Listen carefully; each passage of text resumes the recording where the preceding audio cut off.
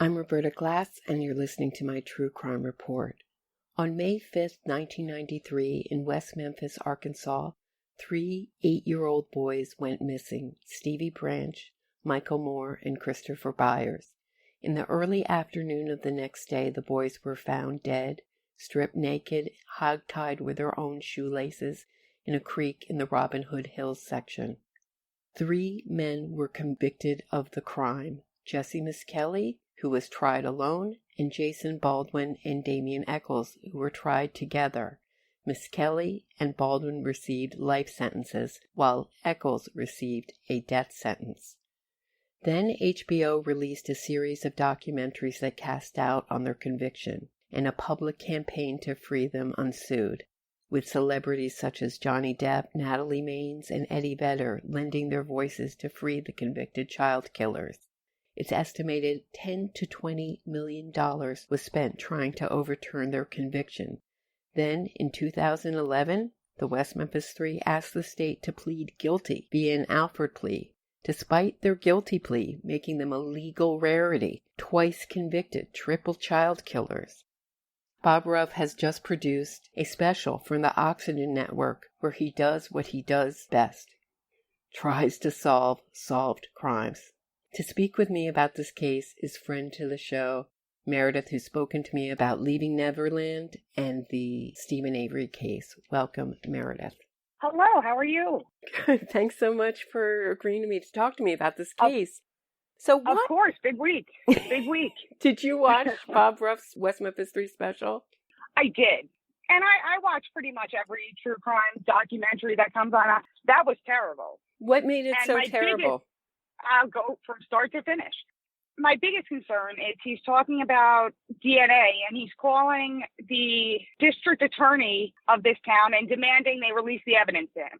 Mm-hmm. In reality, a random person on the street with no training or education or law degree, you can't demand that they release evidence from the police evidence storage locker and release to a private person who's not involved in the case, whether or not he has the authority of the defendants. It needs to be an actual motion filed in court, and only a judge can order that.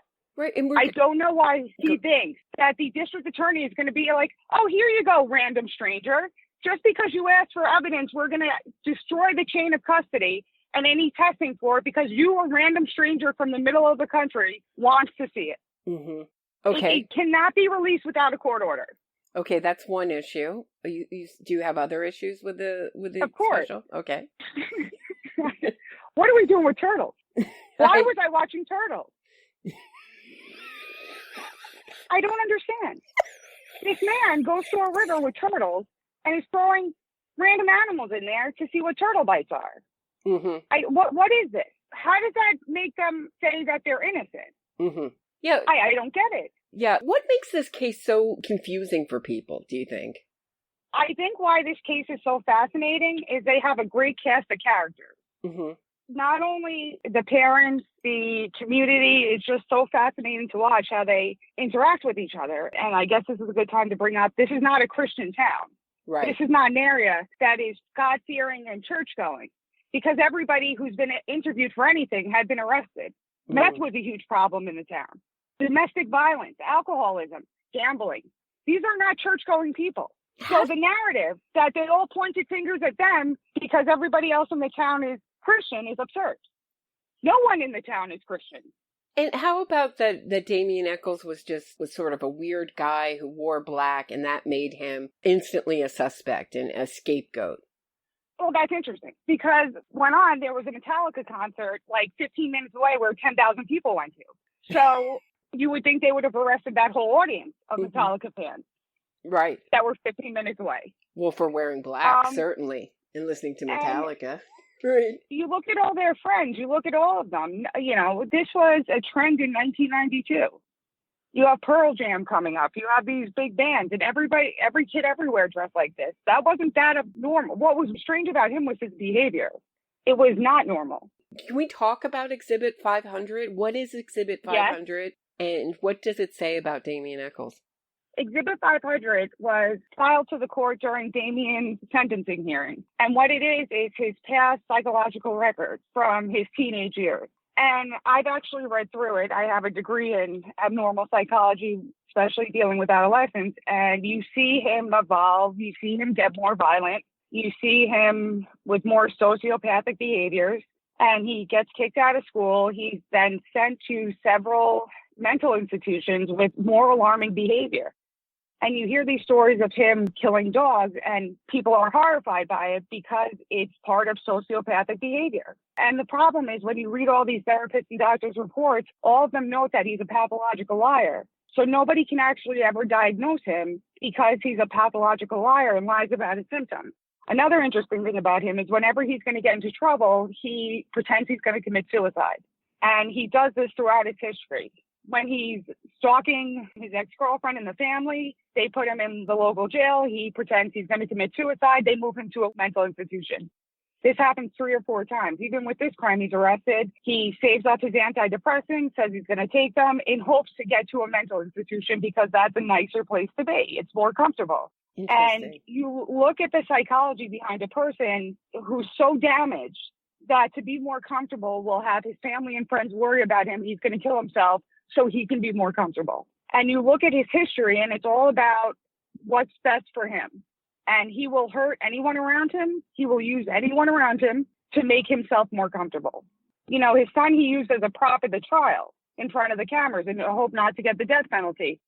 He gets out of prison, has no relationship with his son. Still to this day, right? Is my understanding. Yeah. And what's even sadder was it's not like he never had a relationship with his child. He used that child purposely in front of the cameras as a prop and then had no interest in seeing him ever again. And you look at someone like Diane Downs, who did a similar thing, who got pregnant and was very pregnant during trial. I'm not sure if during trial, but before trial, certainly. Everybody's aware of how she used her pregnancy and her kid. But Damien Echols, it seems to sort of just get, ignored that fact. Also on death row, didn't he have kind of an affair with his cellmate? Do you know about that? The one with he crawled through the wall? Yeah. I do know about this. Rumor has it, and there's different varying versions of the story based on who you ask. But apparently what had happened was a cinder block in between 2 of the cells was loose, and you could take it in and out. And apparently the gentleman who stayed in the cell block next to him would have him take the block in and out. He would crawl over, do whatever gentlemen do in prison late at night. He would crawl back and put the cinder block in. So Damien, thinking this is a way to make himself look like a victim, and he's on death row. So it's not like he's in general pop where you can be stabbed in the shower. There's really nothing anybody can do for you because you're always isolated.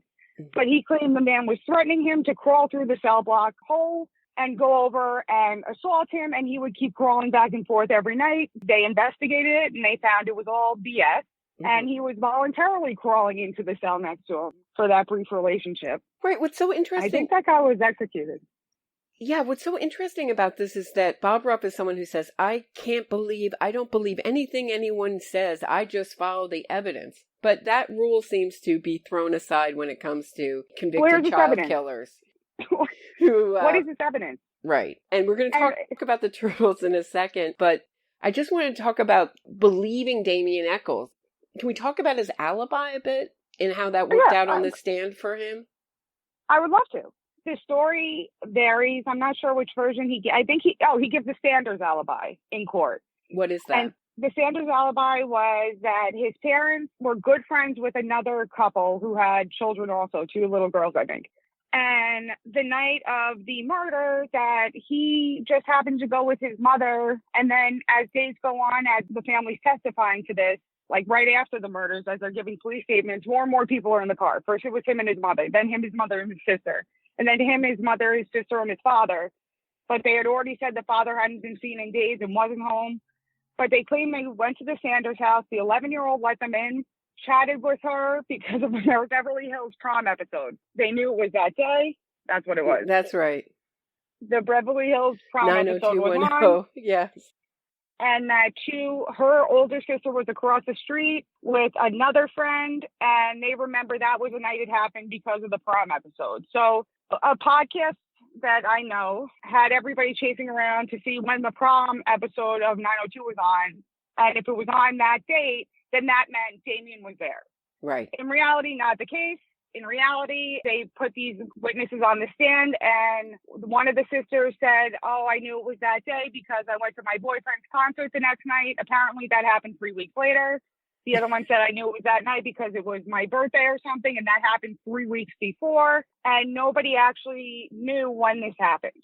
Right. So the family went over frequently, and apparently 3 or 4 times a week, but they think it was that day, but every reference they used in time, like my band concert or my birthday, it was weeks later or weeks earlier. So while they're in court, they disproved this whole alibi. Mm-hmm. And then Damien, after that, for 15, 20 years, claimed that, oh, no, I wasn't there. What I was on the phone with 3 girls.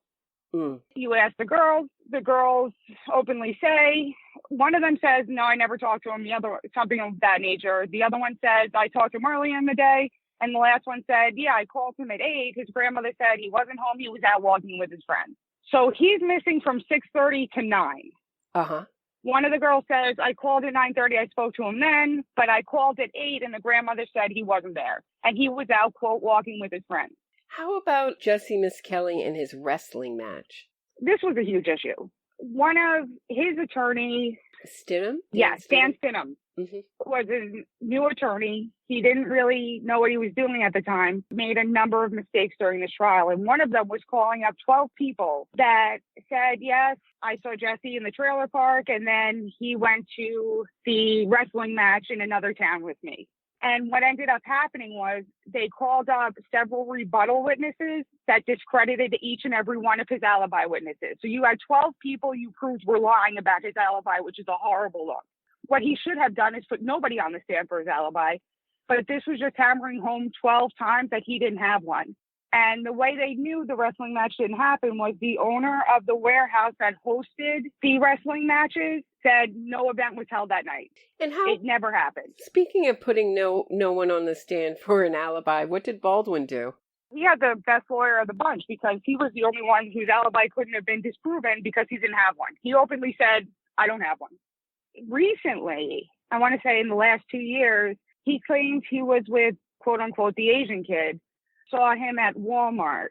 But as the story goes, it appears that him, Damien, and a couple of friends were at his house legitimately, and then they all went to Walmart to play games, and then after 6:30, they see them walk off and they go missing. So they're all missing from 6:30 to 9. Right, and it's still to this day, what's so interesting is that they still, after all this time, with almost 2 decades in prison to think about it, they still don't have an alibi that matches up. No, and they're Damien Eccles is very careful about what he does, and he only speaks to people where he knows the questions that are going to be asked and the questions that are fair to him. Other big misconception is about Jesse Miskelly's confession, singular. Oh, that was good. Yeah, I take serious issue with that he confessed once and then 6 times repeated the same thing. His confession is not fantastic. But when you look at it, what he's doing in the first one is he's trying to distance himself from the crime. Mm-hmm. And if you look at the changes in his stories, it's always, and then I left, and then I got there late, and then I saw that happen and I left. Right. So when you look at, what is he lying about and why is he lying about it, it all relates back to he's trying to distance himself. He's changing the time because the first one he said happens around 12. He was at work till 12:30 that day. Mm-hmm. So a person who's not super bright would say, oh, yeah, it happened at 12. And I couldn't have really been involved because I was at work that day. I was at work at that time. Mm. So that first day, he's just trying to justify how the two of them did it. And he just sort of ran in for a second and then wasn't really involved. And then when you question him about it, more and more comes out about what actually happened. Mm. I looked at his confession a few times. And what's interesting is when he's describing these events like the boys in the water, I can't remember the wording he used, but it's so descriptive. It's like, isn't it like something like a fish? Yeah. Shimmied like a fish, flipped like a fish. I used to know this. I think it was that he flopped like a fish. I think that's what it was that Jesse Miskelly said. Like that, yeah. Can't remember, but it's very, very, very, very detailed and descriptive. And not something you could make up. Somebody with an IQ in the mid-70s would not be able to make an analogy like that unless he had seen it. Oh. It is problematic, but it's not what supporters, I suppose they're known as, like to do is isolate these individual pieces of evidence and are incapable of looking at the whole picture. Well, they like to isolate that and say he only confessed once, but his confessions went after he got convicted. He went in the back of the police car on his way to jail and confessed all the way to jail. To what prison. Innocent person would do that? And right, and then once in prison, post-conviction, he tells his lawyer he wants to plead on a stack of Bibles, and they tape that confession. You used to be able to hear all these confessions together, I believe, once on YouTube, but it seems to be no more. But, he confesses with his hand on his Bible. But where I lost any doubt about their innocence or their guilt is his confession in February, where Dan Stidham is saying, I don't want you to confess. It's on audio tape. I don't want you to confess. It's going to mess up your appeal. Do you understand that? Yes. And he says, no. This is against your lawyer's advice, yes. Is that the bottle one? I'm not sure if it's the hand on the Bible. I thought was the bottle one.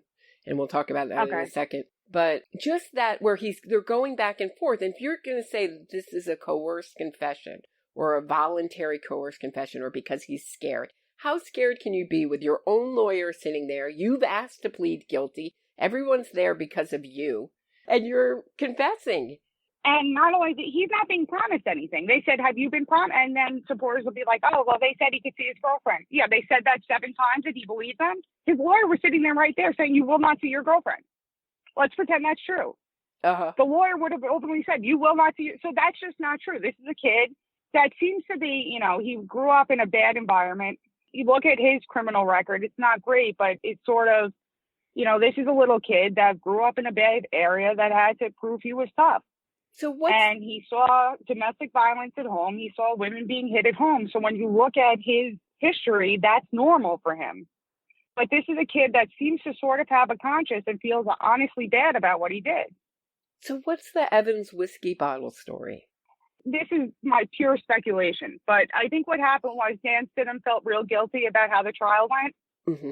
Probably because he put up 11 alibi witnesses, all that were discredited while on the stand. Mm-hmm. And then for whatever reason, he took a personal interest in this case. And Jesse really should have had a different attorney at that point, an appellate attorney.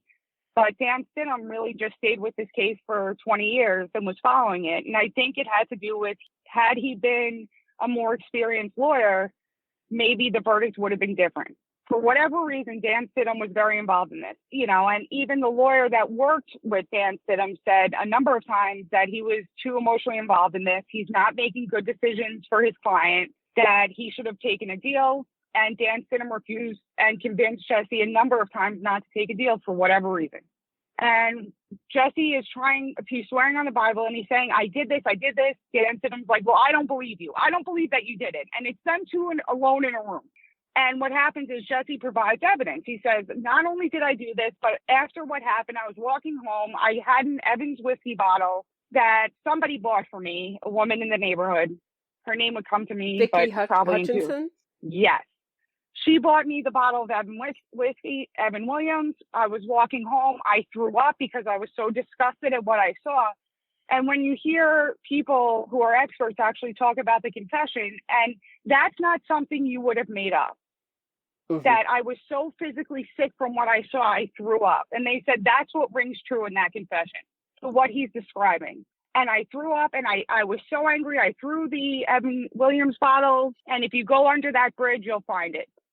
So Dan Stidham says to the prosecution, all right, he's saying this bottle's there. If we find it, I'll believe him and then we'll take a deal, something like that. Mm-hmm. The lawyers go out, they go under the bridge, and the Evan Williams bottle is exactly where Jesse said it would be. Which is interesting because isn't Dan Stidham now writing a book about their innocence and, Well, he's a judge now. And for whatever reason, and if you ask, Jesse should have taken a deal. And if you ask the lawyer, he should have taken a deal. And had they not gotten that offer plea, Jesse would, the problem with the deal was I think it was 20 years, was it? I don't know. I think the deal offered was 20. If you testify and say what happened, you would get 20 years instead of life in prison. Mm-hmm. So had it been 10 years, which would have been a tough sell, there's a good chance he would have testified. And the other lawyer was saying, it's pretty much, Dan, what you're doing is against his best interest. He should be testifying because there's a ton of evidence against these kids. He keeps confessing. You know, we have cops now who are willing to testify at an appeals hearing that he said he was guilty again right after being found guilty. Mm-hmm. And Dan Stidham he was too emotionally involved. He wasn't able to be objective, and he made some poor choices for this kid. As we later find out, it worked out for him, but not really. He still spent 20 years in jail, same amount of time. What's so ridiculous about Bob Ruff's special is that he says now that one grieving stepfather did it. And can you talk about the shoelace evidence? So this is what happens. By March 14, 2011, mm-hmm. there is a court order that says from 90 days from this order, you must have the results of the DNA testing. Mm-hmm. And a number of things are supposed to be tested. All the victims' clothing, including shoes, should be tested. The wooden planks removed from the fort. The victim's shoelaces should be measured to determine if it was cut in half to use it, blah, blah, blah, blah, blah. What's important about it is all remaining biological extracts, including skin, cuticles from the ligatures, should be DNA tested. So that's in March. What happens is the defense then, because they claim there's a problem with employment in the lab at both laboratories, asked for an extension. Mm-hmm. So with the extension, they're supposed to have the results back to the court early August, and then in September, they're supposed to have their experts deposed for the evidentiary hearing in December. Mm-hmm. Now, when we all watched West of Memphis, the defendants are saying this is taking forever, it's taking so long, but in reality, it's not taking long. And it's being postponed because of your own defense. So in July 25th, they give the last status report from the lab. And what it says is the cuticles in the ligatures are still in process of being tested. That's the last thing we hear from the lab. They then, in August 19th, take the Alford plea. Mm-hmm. We hear everybody giving these great press conferences. Yes, we'll find the quote unquote real killers. The prosecutor, who's new to the job, Ellington, who's not aware of what's really going on in the full case, is getting a ton of pressure from crazy people in the public, agrees to this. They also send John Douglas to speak to the parents before this, and he's able to turn some of them. A man who's the head of the profiling unit of the FBI, has a tremendous amount of training in psychology. They actually let speak to the parents. And shocking enough, suddenly after meeting with him, a psychological expert, they now think that they're innocent. Mm-hmm. Two or three of them. The Moores still think they're guilty, right. Though, Michael Moore's parents. I can't imagine what it would be like to be one of these parents. Well, look at look at the parents that turn, though. John Mark Byers, right? Right. And Pam Hicks, who and, both who've led very troubled lives. Right. And, you know, it's one of those situations where if I think these men killed my children, I have this crazy community attacking me constantly and calling me a murderer. And maybe it's just easier if I say it wasn't them. And then I won't have to be attacked. And you're putting the parents in these situations, that lost child. You know, if you just say maybe they didn't do it, then we're going to put you on TV and we're going to make your life easier. But if you don't, then we're going to continue to harass you. Right. And according to Terry Hobbs, Pam was offered a lot of stuff, which never came to fruition, according to him. But, She was offered a lot of stuff. And I encourage people to watch Murder in the Park to see how some of these back deals are done behind the scenes. But what's interesting is that Pam Hobbs, because they raised the question of from a hair, that 1 out of every 30 people in the world, something like that, who we don't even know that did it, but it could have been Terry Hobbs. In 2012, she and another set of parents filed with the court to get the evidence to have it tested, and the judge turned them down. And she went to court specifically saying there's more evidence in there we can't be tested. We still haven't gotten lab results back. I want to see the lab results from last year, which the state was never given, and I want to have further testing on the evidence. And I think she may have just asked for the lab results from the testing of 2011 from Damien Echo's lawyer, and the court refused it. And the reason why is this case is settled on the books. You have 3 men saying, I did it, I'm guilty, it's done and settled. Mm-hmm. So the legal question is, did Arkansas even still save this evidence? I suspect they did, because this case is so high profile. They're not required to. Once they got out of jail, the state of Arkansas is no longer required to save the evidence. Number 2, since 3 men pleaded guilty and the case is closed, how do you even reopen that to get the evidence? And what's the deal with the DNA evidence that in the ligature of the knots that they say matches Terry Hobbs? What's that about? No, there's skin cuticles in one of the ligatures. And when I looked back into all of these piles of DNA tests, and you have to remember, they had DNA testing over several years, and what they did was the defense attorneys picked what they wanted tested. So if something didn't look great for someone, they wouldn't have had that tested. Mm-hmm. But in 2011, they really have a big sweeping, let's test everything. And then you have this evidentiary hearing where if this evidence is as black and white as they claimed in west of Memphis, why not wait till the evidentiary hearing? They're not going to execute a man in the process of appeal. Right. That would have never happened. Right. They were going to execute him. Well, no, that execution order is postponed until all his appeals are settled. And this was in the court. And that evidentiary hearing would have happened in December. Right. And if there was really no evidence against them, they would have been exonerated. So why didn't they wait the 3 months? And that DNA is kind of like a general DNA, right? It's not like a specific DNA that matches one person. It matches a whole millions of people, right? And the only thing that the DNA from the ligatures, when you look back, that was when they had like a 10-to-1 match. Uh-huh. It looked like in one of them that it was a possible match to Damien Echols. Now, the cuticles in the ligature, had they done actual testing like they did in 2011, it looks like it would have turned up as someone. Mm-hmm. The problem was, right when the lab is saying on July 25th that we're in process of this, suddenly Damien's lawyers approach Ellington about an Alford plea. And those results are never disclosed. And at the end of August, Ellington's giving interviews saying, we're going to find this person. I'm waiting from his lawyers for the DNA test. Another misconception of a whole bunch of people is that this is done in the state lab. It wasn't. This was part of the agreement for this testing was that the defense had to pay for it, and it was done in a private laboratory. Everything was brought from the state lab over to both laboratories and tested there. So the state had no access and had no right to, after they accepted the plea, to get the findings from the lab. So we've just never seen them. Then the next year, what happens is defense gets crafty because everybody's like, well, what happened to the results? And the defense has a doctor with a Virginia address, which is the same address as the laboratory, but not from that laboratory, saying that the results I saw did not place the West Memphis Three at the crime scene.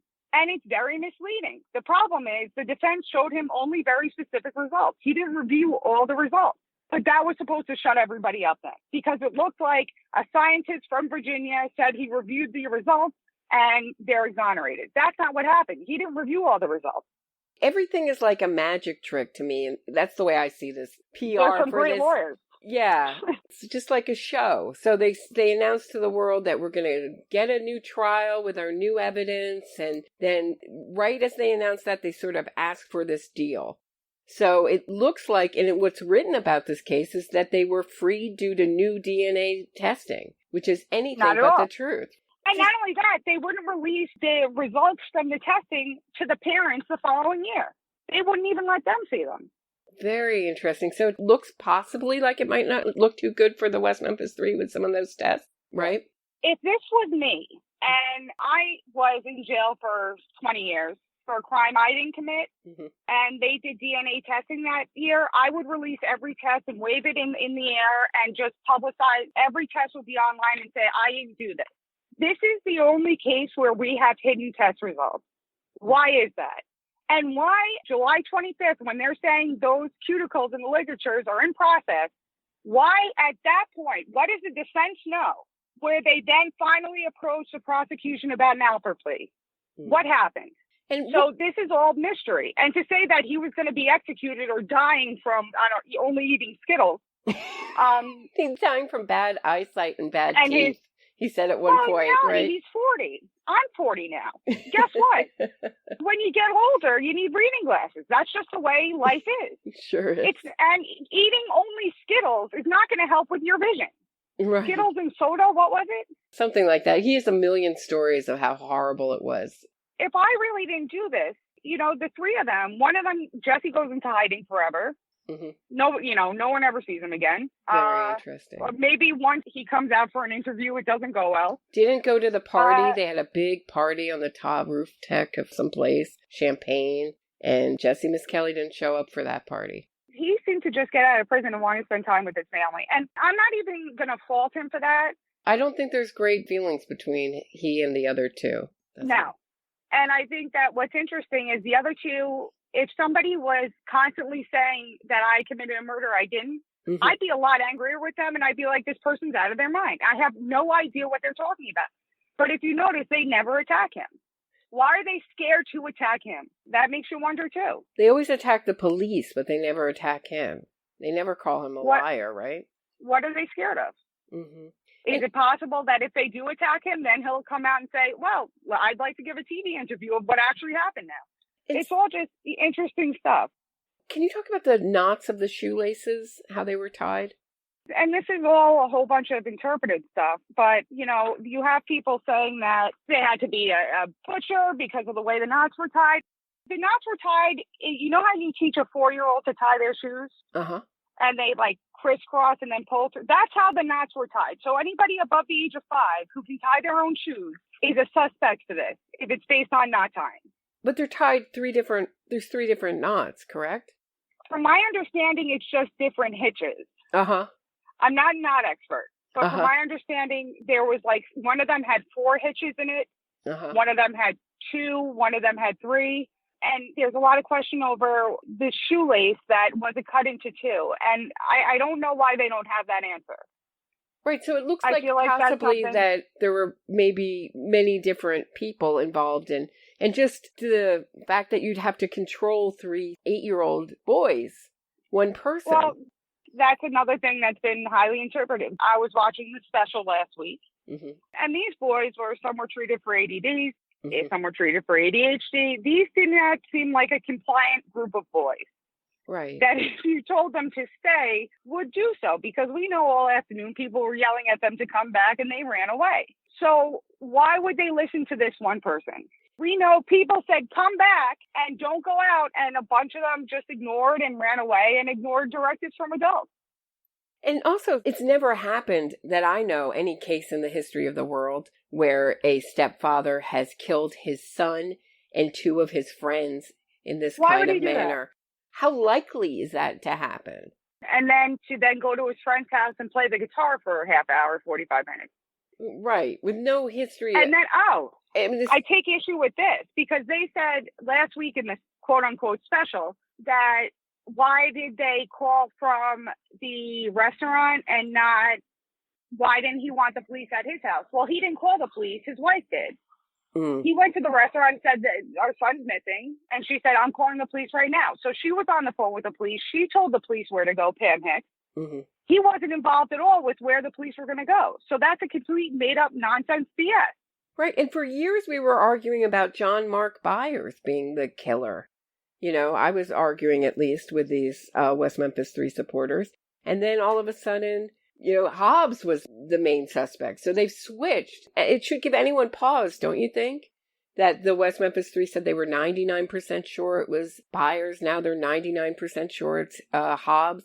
Well, they got that hair that matched the majority of the population.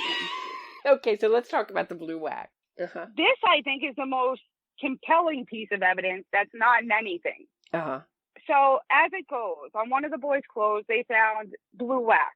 That came from a candle. Blue wax candles are not that common. I didn't really have them in my house growing up. Most people don't. Blue candles are not that common.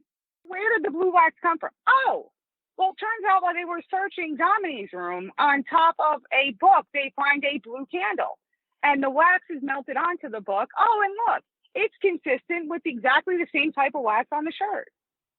How is that not a huge indication of what happened here?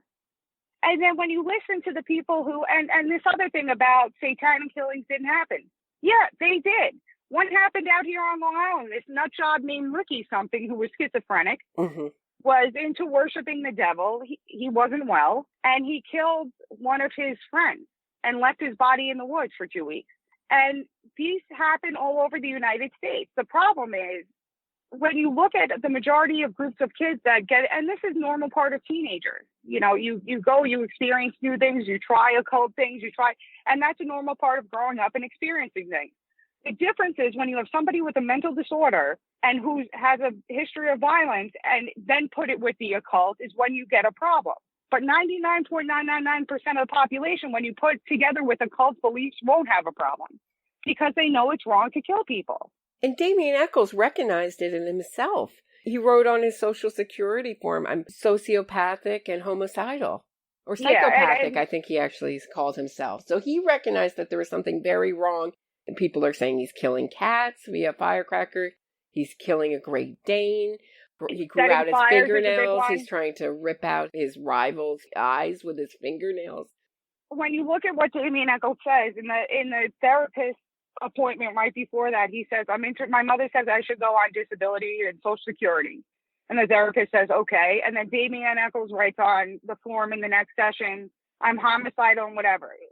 Don't take a word he says as valid because it's not. You have to look at his actions. And when you look at his actions, they're sociopathic. It's fire setting. It's hurting animals and torturing them. That goes outside of normal. He chased around a kid with an axe. What is the motivation behind that? You're trying to honestly scare and hurt someone. Mm-hmm. This goes outside normal behaviors. You know, when you look at Jason Baldwin, he's a more normal kid.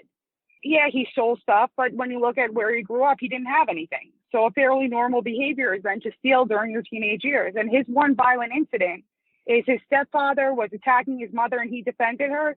That's within normal behaviors. My mom's being hurt. I want to help her. But when you look at Damien Echols' behaviors, all of them are outside of normal teenager. He's a very disturbed man. But if you believe Miss Kelly's confessions, many confessions, it's Baldwin who was really the cruelest of all of them.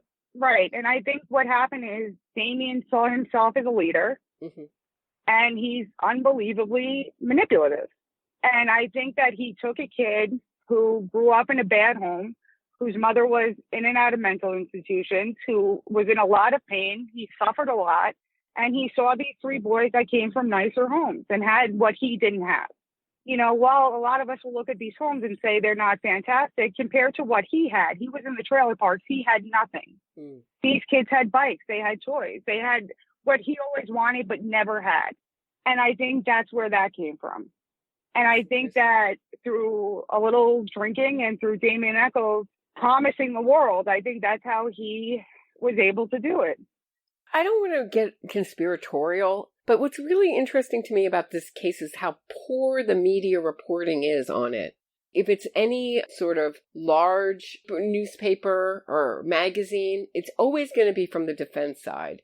What sells stories? Somebody committed a crime? That's not going to get people to pick up your paper. But, wrongly convicted. Well, that'll make me read it. And if you look at all these documentaries, they're never about guys who actually did it who are in jail. It's always about how I'm wrongfully here in the story. And that's what's sensationalized now. And it's a more interesting read. And they exploit that. You know how I feel about Stephen Avery. Right. But you look at these great documentaries that are unbelievably entertaining. And because the wrong man is in jail and they leave some things out and they're a little biased and they only interview certain witnesses who say certain things and give them money, you know, at the end of it, people are outraged. And that's what makes great TV. It's not about justice. It's not about the true showing of the criminal justice system. It's about great TV. Right. I mean, I'm thankful for these shows. They're just not accurate. Why are you thankful for them? Because I love them. They're very entertaining. And I love to be bamboozled. One of my favorite things to do now is watch one of these wrongfully convicted docs and then get enraged that somebody's in jail that shouldn't be. And then I read the actual evidence and was like, I was tricked again by the documentary makers. Well, Kim Kardashian has a show for you. So it looks like she's picked some of the most scary murderers ever to try to free this time. Are you following the Kevin Cooper case at all, by the way? Yes. Is he the one in California? Yes, who killed a family. And, you know, the way it works with the Innocence Project, they love to test DNA. Because think about it. You know, if you until they don't. Right. If you rob a bank, think about how many people have been in that bank, right? You know what I'm saying? And so they'll always try to test things that weren't presented in court as part of the crime, and they'll find someone else's DNA, and then they'll get them released because it's someone else's DNA, but it really, it's interpretive. Well, their whole thing is, when they're looking for cases, what they're looking for is, the best cases for them is, where are these cases where the DNA hasn't been tested? And in the Stephen Avery case, they were doing testing and they dropped him like a hot potato. Suddenly, those wrongful conviction people quietly walked away. Mm-hmm. And what happens is they stay with the client, and if nothing comes back, then they still stay with that client. So Kevin Cooper, they tested things that weren't even involved in the crime, and it was like one of those miracle cases for the non-side, in that everything came back pretty much with his DNA on it. And so now it's just a big conspiracy that DNA was planted there. Now it's like an Avery type conspiracy. Well, of course, because, they would want to find a random person and spend a tremendous amount of time and money and get 35 people to put the wrong man behind bars instead of looking for the actual person that killed the family, because that's what people do. ID Discovery has a new show coming out on the West Memphis Three. Oh, how do you think that's going to go, if you had to guess? I think it's this weekend. I think it's going to go like every other one. Uh-huh. I think it's going to be west of Memphis. The blue wax is never mentioned. It should be. Jesse Miss Kelly's multiple confessions are never mentioned either. It's only that one, the first one, that was never used in court. And then he just repeated it 6 times. 6 times.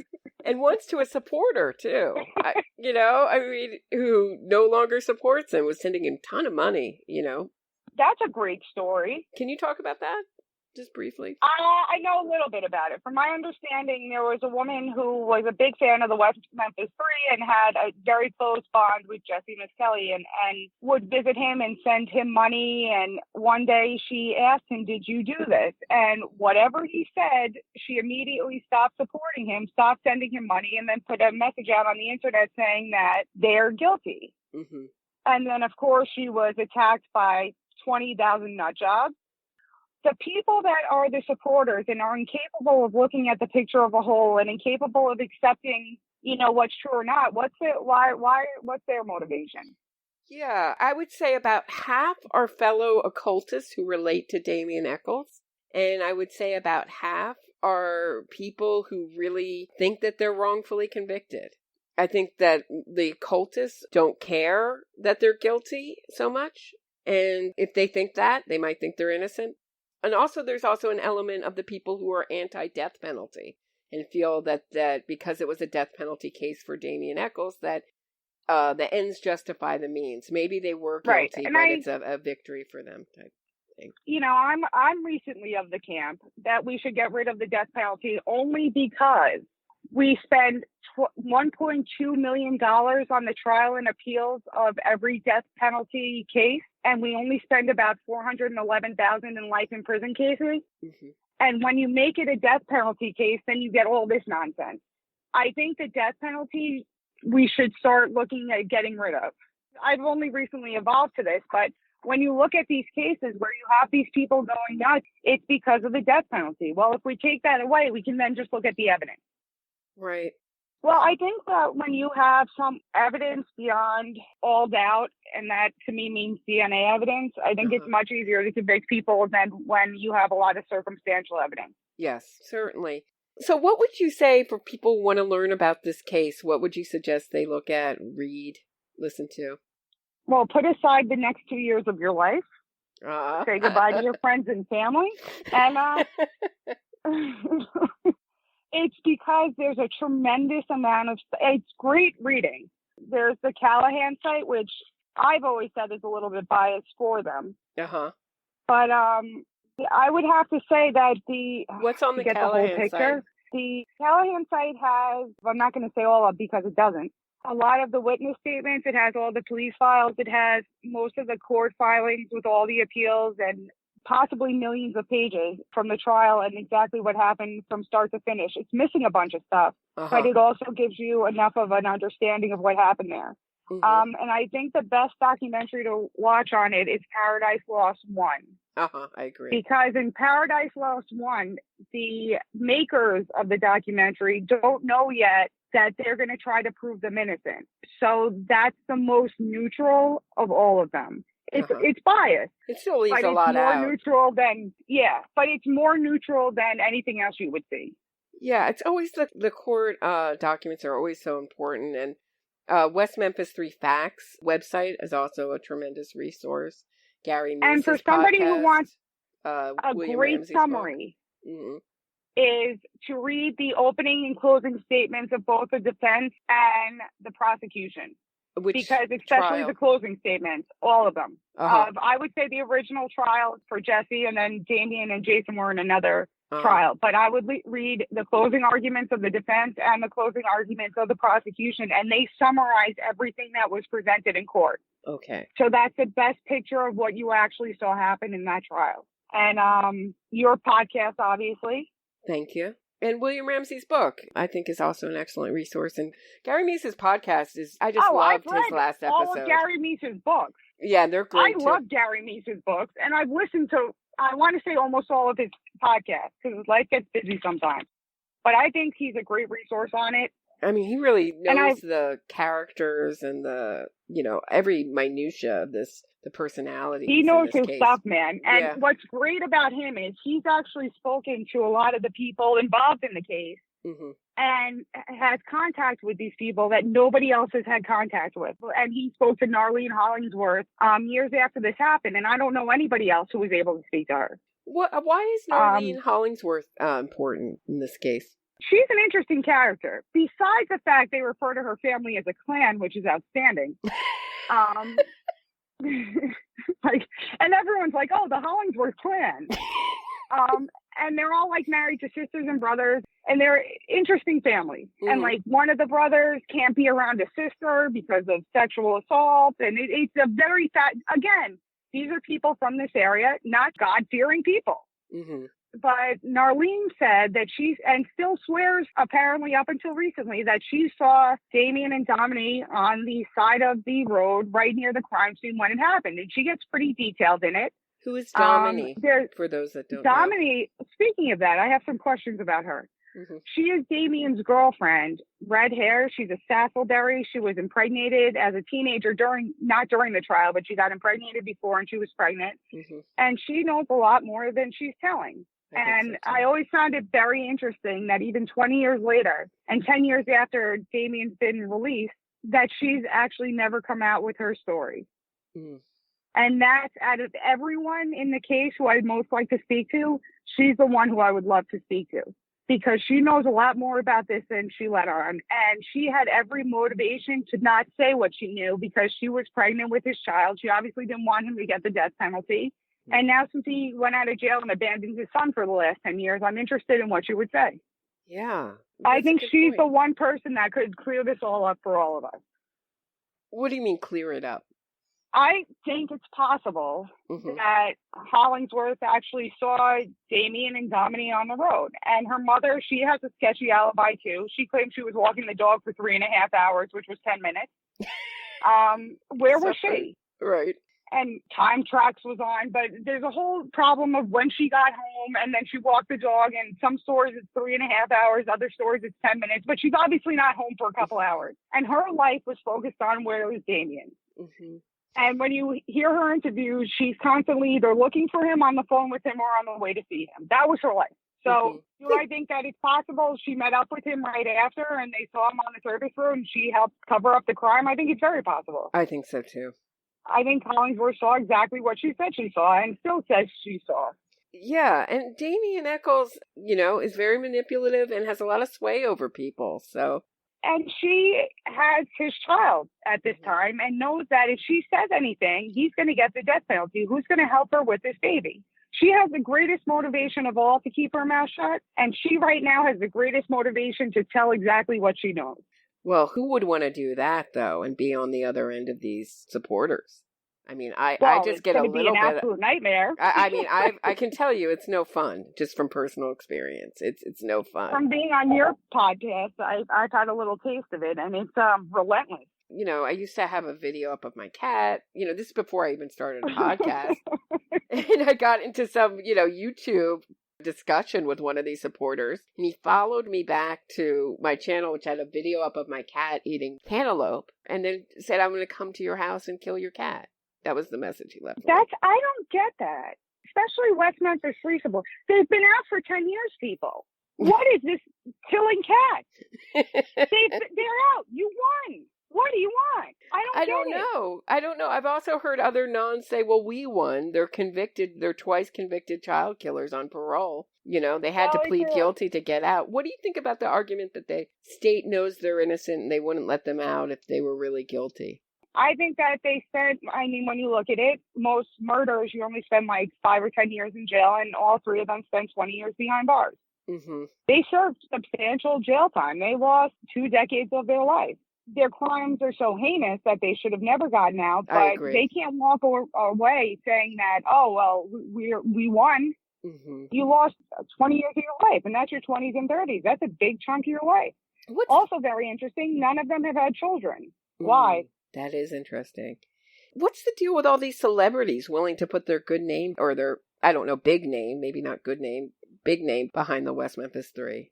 Well, the Stephen Avery people are still trying to get some celebrity support for this, but unfortunately are unsuccessful because he's very guilty. Mm-hmm. But the West Memphis Three are a different beast. And the reason why is this.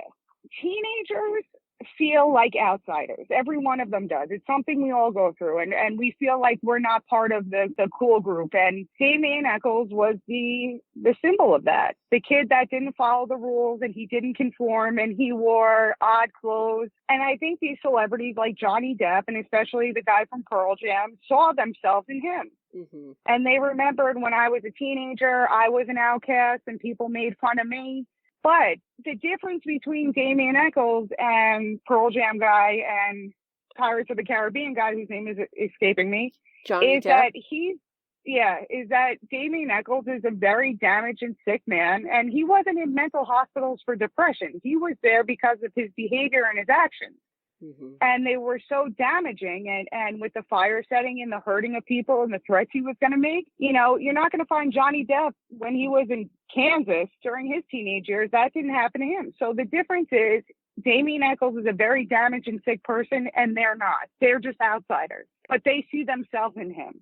These celebrities are not great researchers either. You know, most of them haven't gone to college. They're busy people. They're not going to read court transcripts. They're just going to believe what's handed to them. You know, they saw Paradise Lost, and they saw this kid that was like them. He was on the outside of society. Mm-hmm. He was not a conformist. And that's enough for them, you know? True. And I think that's why that support comes from. Because I think people honestly remember being in high school and being made fun of, and it was traumatic for them. And from that experience, see Damien Echols and think, oh, that could have happened to me. No, it couldn't have happened to you because you weren't killing cats and dogs and setting people on fire and scratching out people's eyeballs. And your parents weren't scared that you were going to hurt the children in your home like Echols. Legitimately scared. And told the several mental institutions that we don't want him released to us. We fear for our lives and the lives of the other kids in the house. Boy. And that's not normal. That goes outside of normal teenager. That's not depression. Mm-hmm. You know, and Damien Echols likes to revisit this and say, oh, it's just a depressed, suicidal kid. No, you weren't. The reason you weren't in your home is because your family feared you. Mm-hmm. And your ex-girlfriend feared you. And her parents feared you. Mm-hmm. And the reason they feared you is because of your actions and constantly threatening people, you were going to hurt them. Right. So I do love that story that they were going to run away and live in a sewer. What's that story? I didn't know the sore part, but tell me. Something happened where, like, Damien Echols was in love with Deanna Holcomb. By the way, I love the way Gary Mee says Deanna Holcomb. It's a great Southern accent. But okay. Apparently, the story is that they were supposed to run away together, and she told police that one of the places they were going to go was in the sewer because Damien enjoyed hanging out in the sewer. And then you have to imagine these parents like, oh my goodness, this is the boy who's trying to take my daughter, and they want to go live in a sewer. I'm sure that's every parent's hope for their child is that they'll grow up to get married and live in a sewer. To a man whose biggest dream is to file for unemployment. I mean, I just saw a clip of Bob Ruff. I couldn't watch the whole thing. It was just too much for me. I will get to it. I just have to work up to it. Like, you know. It's a lot. But I saw him talking to Pam Hicks, and he's saying, I'm going to solve this crime for you. I'm going to find out who murdered your son. they've all said that they've done it. Jesse Miskelly said he's done it 1,000,000 times. You know, it's just so funny. It's done. It's solved. This is what I don't closed it. understand. Yeah. In 2010, 2011, the West Memphis Three had the greatest collection of experts and defense attorneys the world had ever seen, including O.J. Mm-hmm. They had Laura Nyrider from the middle of the country. They had Bob Reardon. They had these great lawyers and these great world-renowned experts from everywhere. Mm-hmm. If you're going to get a dream team together, that was them in 2011. They weren't actually able to produce any evidence, but they're great experts that talk a good game. Why the F does Bob think if that great panel of actual real experts and defense attorneys could not solve this case, that he, with a junior fireman's training degree, would be able to do it? I know, you wouldn't have someone who had no medical experience operate on you. Talk about delusional. You know? I know, right? What makes someone say, yes, these people who get paid millions of dollars a year for their scientific expert opinions and training and the greatest lawyers we have in the country couldn't do this, but me, who can maybe put out a fire, will be able to do it? Mm-hmm. You have to be delusional. Yeah. And then he's talking to witnesses that are clearly lying. They're clearly lying. And then one of them, he's like, I think he's not being honest. Oh, really? Took you that long? He's a master in deception detection, I think, or what is it? Oh. The kid wrote a Facebook post 5 years ago. You mean he was lying on the Facebook post? No, everyone's honest on Facebook. What is the matter with him? And you'll never see Bob Ruff in a courtroom. You know? Not interested in our legal process at all. Not interested at all. He's like, well, just harass this poor district attorney in Arkansas, and then I'll march up to the front steps. And he'll hand me Ellington cannot hand over this evidence without a court order. It's very black and white. Mm-hmm. And the problem is, because there's three men saying, we did this crime, we are guilty, the case is closed. So you have to get great lawyers involved in this to try to find a legal loophole to get that evidence. I can assure you they don't hand it to any weirdo that walks up and asks for it. Yeah, that's a great point. And then he has his army, and I use that loosely, calling and harassing this DA in Arkansas as if he has nothing else to do. And now they're harassing Terry Hobbs, too. I mean, making his life a nightmare again. I feel bad for that guy. I do, too. And, you know, I talk to different people behind the scenes who are kind of victims of this pitchforky campaigns where they're, you know, accused of murder. Mob. Right? And it makes their life a nightmare. I mean, there are real-life consequences to this kind of true crime entertainment. And Bob got in trouble with that. Did you hear about the Adnan thing? No, what happened? What happened was this. Apparently, he first got into podcasting with the Adnan Syed case. And Serial was a great podcast. We all loved it. Mm-hmm. So what he did was he started a podcast about the podcast Serial. Not a joke. It was a podcast about another podcast undisclosed, which was about the podcast Serial. That was his opener. And in it, he found a time card. And the time card is very easily explained over why something happened with Hayes' boyfriend, Don, who has absolutely no motive at the time. They just started dating, Mm-hmm. And Bob went on this whole campaign that Don did it. Mm-hmm. And Adnan's defense team, and we heard this from several people, asked him to please stop making these accusations against Don. Mm-hmm. It's really not helping Adnan's case. And if you look at Adnan's real defense team, they don't make these baseless allegations against people. And Bob got in trouble because he continued to do it. Interesting. And then he moved on from that case to other cases that he hasn't done anything on. Well, or helped in any way. Is his big victory because he was getting out on parole, and then once he got out, he just said, "Oh, I got him. I had everything to do with getting him out at AIDS." So, well, yeah, and then what happens is there's these wrongful conviction cases that the Innocent Project takes up, and then if you were inclined to do so, you could jump on that bandwagon, follow the case, pretend you're investigating, and say you did it. I heard Zellner dropped the Melger case. Is that true? Oh, I don't know. Did she? Oh, I just wondered if you knew. That's what I heard. It's no longer on her website, but that's very interesting. I got to look into that. Yeah. That's not good. Yeah. So, is there anything you think? You know what that means? I know you have to deliver a lasagna. I do. Very My bravely. mother, my parents are in quarantine. We are in New York. We are not able to see each other, anyone. So I made a lasagna and I have gloves on that I will be delivering to their driveway. We will then talk from the street and check in on them. But you can't go into the house or really because they're over 65. So we have to be careful here in New York. Yeah. How are you doing with the quarantine? In Manhattan. Yeah, I'm high risk.